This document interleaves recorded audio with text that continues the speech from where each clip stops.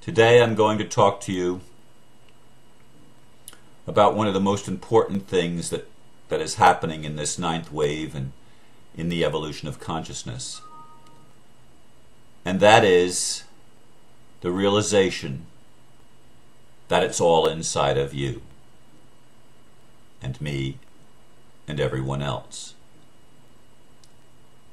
Each of us is literally and experientially the center of the consciousness of what we call God or the divine from the perspective of each of our worlds. Each of our worlds revolves around us, and it is God's perspective through us that we experience our world. It's all inside of us. Every person we meet, every circumstance we encounter, everything that happens in our life, whether we label it good or bad, whether we choose to resist it or to flow with it, to accept it or reject it, everything but everything happens within us. We are microcosms of the macrocosm. And the whole world, all of reality, all of creation is inside of us. We live in a holographic universe. We live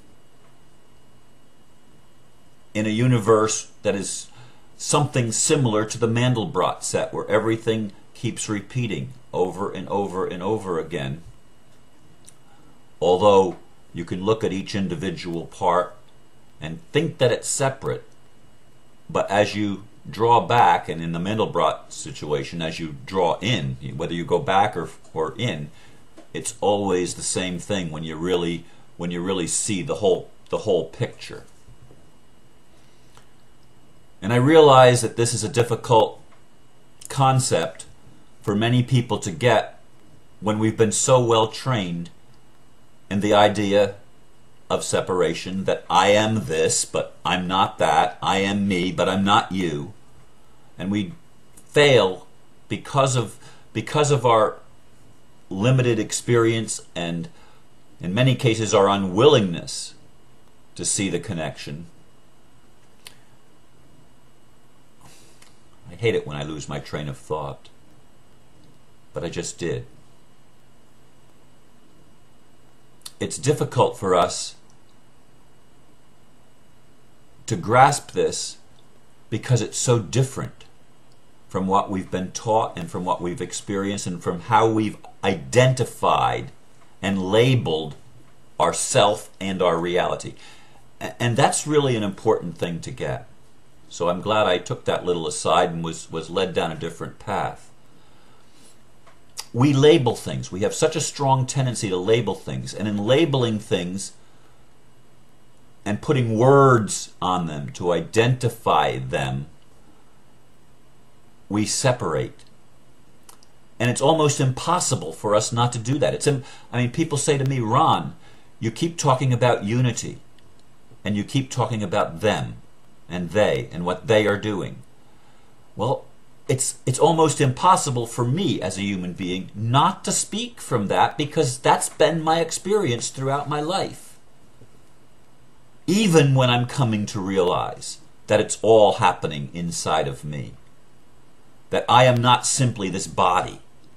That I am much larger than this body. That this body exists within a much larger and invisible framework of who I am.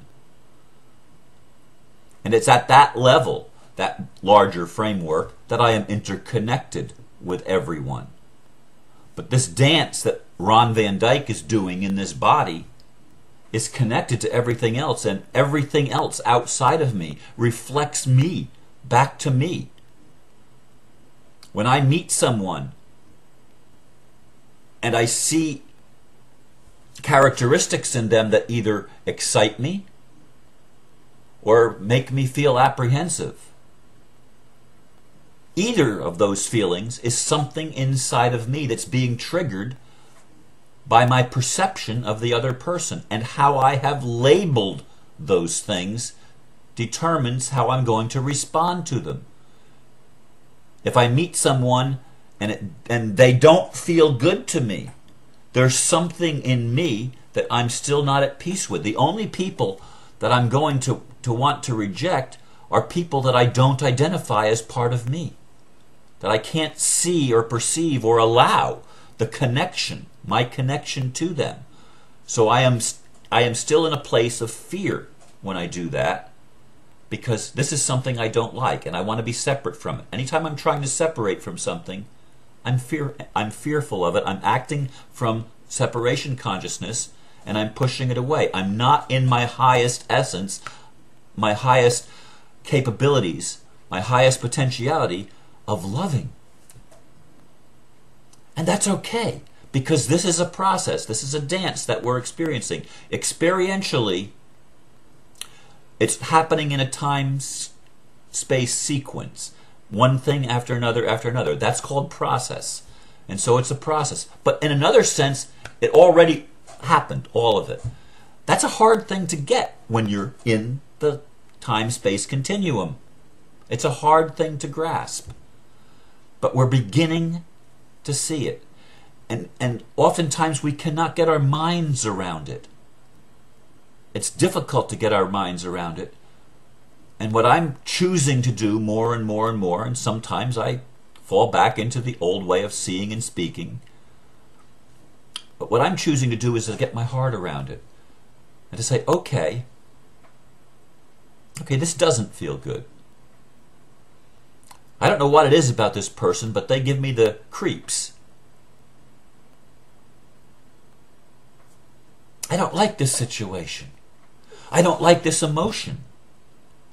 Okay, I accept the fact that that's what I'm feeling right now, but I have a knowing, a higher knowing, that says, but wait a minute, this is a gift, and I'm going to choose to see the gift in it. I don't know what it is, and it may require some effort on my part to discover what it is, or maybe just a willingness to say, okay, show me when it's time for me to see.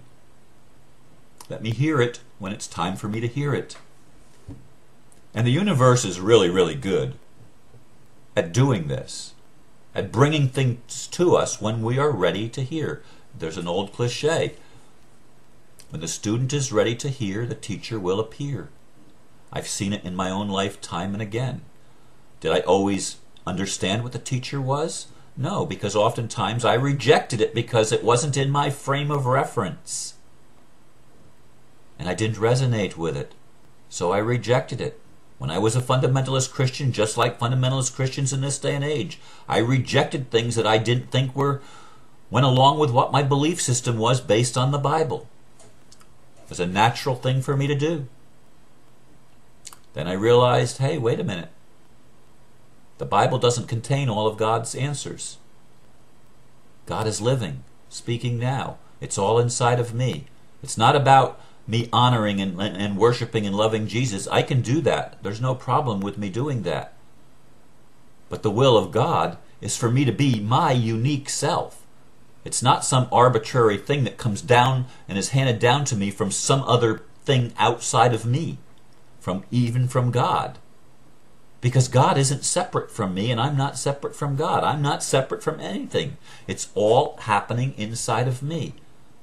God's will for me is to be me, the unique self that was created in love, to express my particular and peculiar aspects to the world in my life, and to connect with people from a place of loving acceptance.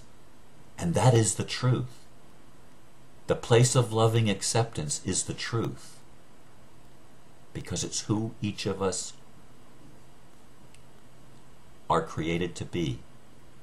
Each of us is created to be a unique representation, an individualized aspect of Creator God. So be your unique self and recognize that everything but everything is inside of you, and that everything is a gift to you, that you have brought from the higher part of you that you may not yet recognize, but there's a higher part of you that is both within you and surrounds you at the same time. It is infinite. Allow the message that you can receive from that higher self that seems like it's outside, and from that inner self that you know is inside of you. And both the in and the out are you. The higher and the lower, the masculine, the feminine, the light, the dark,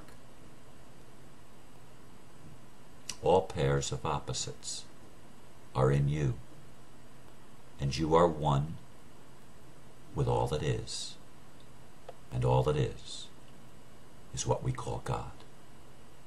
I leave you with that this morning. Thank you for listening. In fact, let me just say that I am really, really appreciative of all the love that I am receiving from around the world. It truly amazes me